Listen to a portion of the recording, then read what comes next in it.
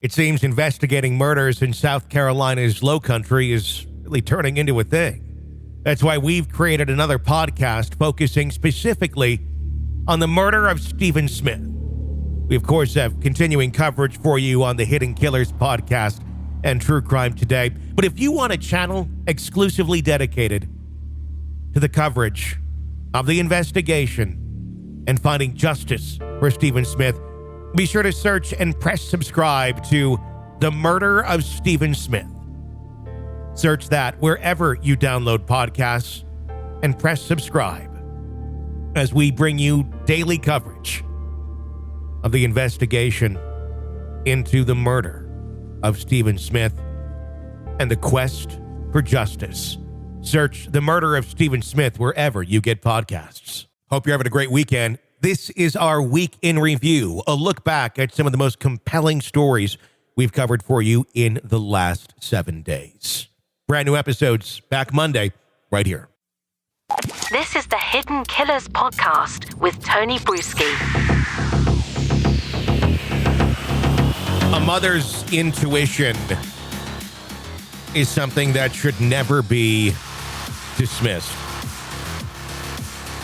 No matter who kicks and screams and says, "Don't talk about me like that." A mother who has insight into the death of her own son deserves to be heard. What we are about to take a listen to is the letter that Sandra Smith, Stephen Smith's mother, wrote begging the FBI for help on September 28th of 2016 as she was suspecting that the investigation into the murder of her son, which occurred July 8th of 2015 in Hampton County, South Carolina, was not going anywhere.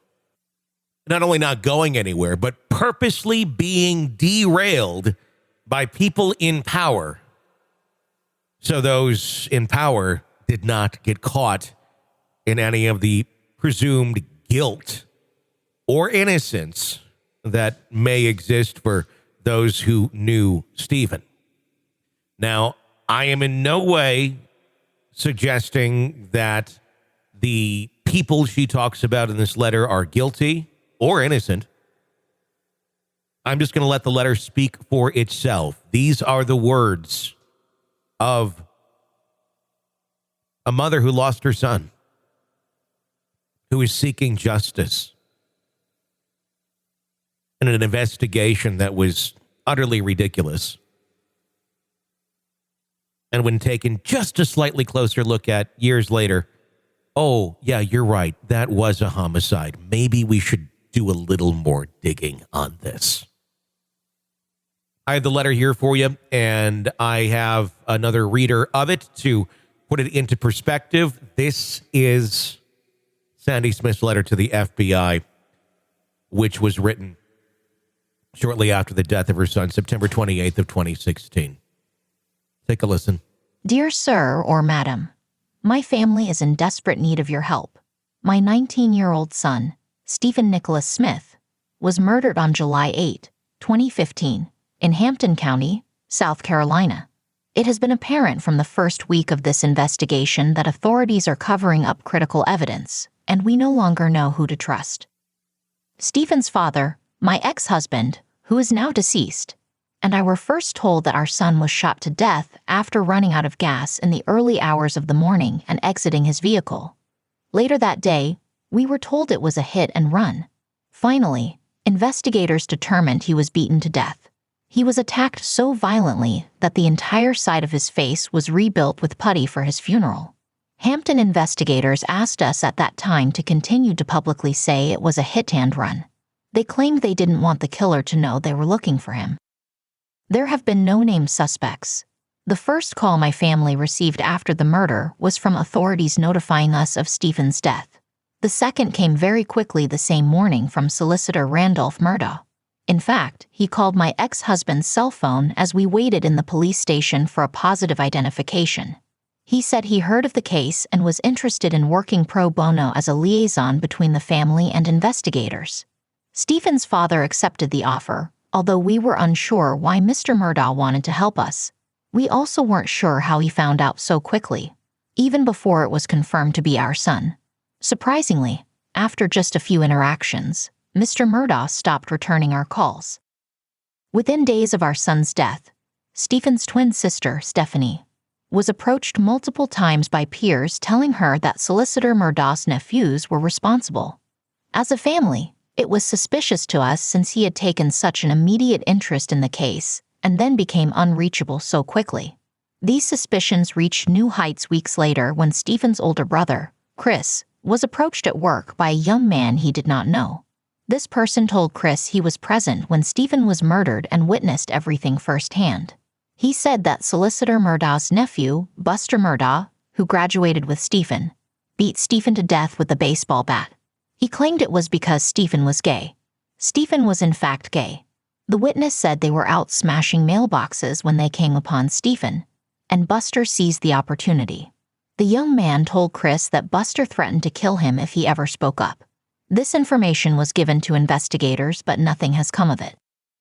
In reviewing a copy of dispatch log, which I have enclosed, tab A, page 2, I found that the first responding officer, Michael Bridges, arrived on the scene within a minute of dispatch, even though in the Hampton County Sheriff's Office incident report, tab B, he claimed to have driven around for a while trying to find my son's body. The second officer, Jason Eubanks, arrived within 2 minutes. This is suspicious to me because the area where my son was placed is extremely rural.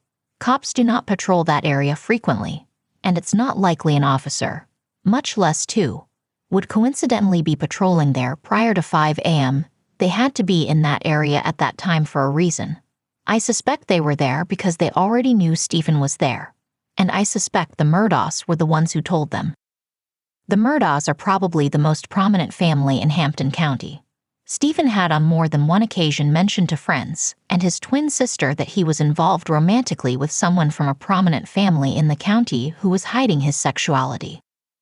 He said that it would shock people to know this person was gay. We suspect this could be the young man Stephen was referring to, though he never named him. At the beginning of the investigation, officers told us they would not have access to Stephen's text messages for approximately a year. They claimed they would have to send the phone to Apple to override the security features. We found out months later the phone had never been sent to Apple. Often investigators claimed it was uncertain which department had the phone. They have since produced the phone, which they still have not sent to Apple, but still claim they cannot access it. We feared then, and still fear now, that they have and will continue to delete critical information from the phone. It has already been over a year, and we have no knowledge of who Stephen interacted with by phone call or text prior to his murder. He said that it would shock people to know this person was gay. We suspect this could be the young man Stephen was referring to, though he never named him.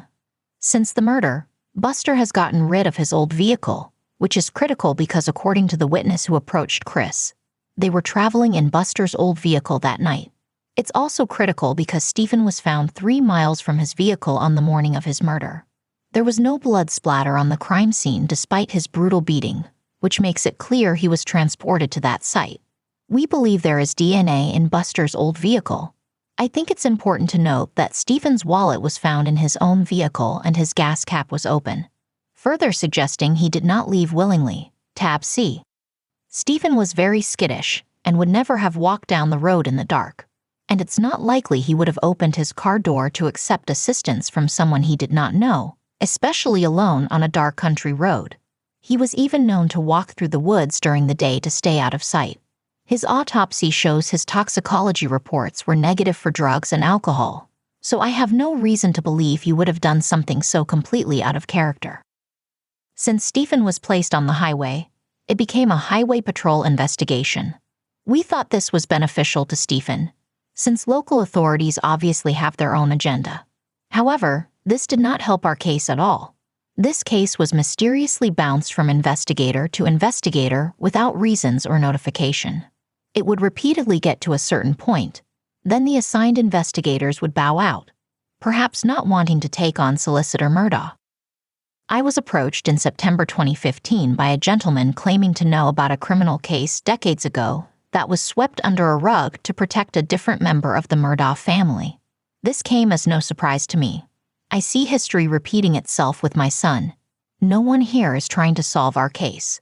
Therefore, I contacted Governor Nikki Haley that same month with a plea for help. I wrote her a letter telling her basically word for word the story I have just explained to you. She responded promptly and assigned the case to new investigators. While it appeared to be the answer to our prayers, very little progress has been made, and they say they have exhausted their leads. I cannot fathom how that is possible. Our concerns regarding Solicitor Murdaugh and his family have not been investigated despite witness accounts, which include an alleged conversation between a schoolmate of Buster's little brother, Paul, and school officials. I was told he claimed to have knowledge of the murder and implicated Buster as the murderer. Those school officials were said to have discussed the statement with the student's family, not police. We have heard no further follow-up to this situation. Interestingly, according to my source, Paul was transferred from that school to a private school after the alleged statement. We believe Solicitor Murdaugh's influence extends to the pathologist, Dr. Aaron Presnell of USC, who performed Stephen's autopsy, Tab D, though Deputy Coroner Kelly Green and Sally D agent Brittany Burke, who were both present for the autopsy, have gone on the record to state that neither made any mention of a car striking Stephen. Dr. Presnell ruled his death a hit-and run. She was combative with the Highway Department investigator, Todd Proctor, regarding her findings when he pointed out that the only trauma was to Stephen's head. He asked how she came to that conclusion, and she said it was because he was found in the road. That alone was her reason. She insisted hit and run despite the fact that neither his injuries nor the crime scene support that finding.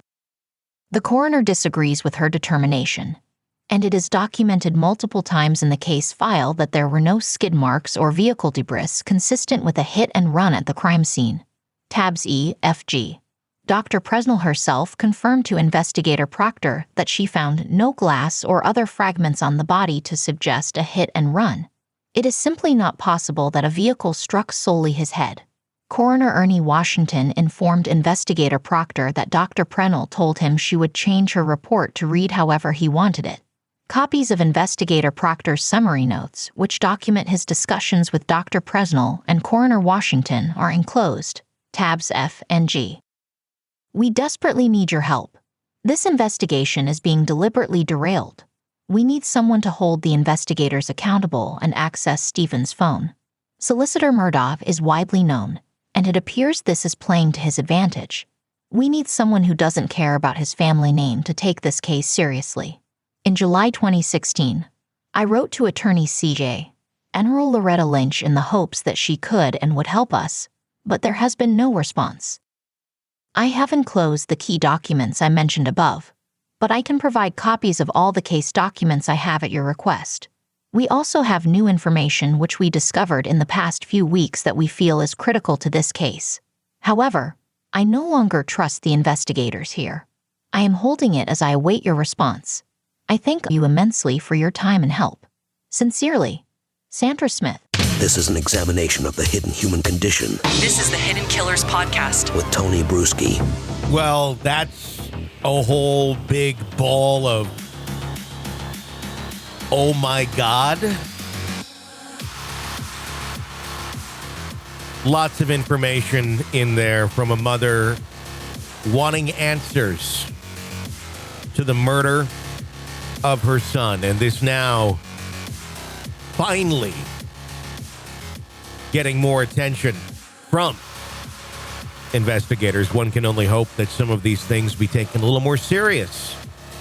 A few more conversations had. Maybe some investigating into it being a homicide and not just sitting at the side of the road. No pun intended. There's lots to come in the investigation of the death of Stephen Smith, and we will continue to cover it all for you right here. Press subscribe wherever you download podcasts so you don't miss any of our coverage. My name is Tony Bruschi. Stay with us.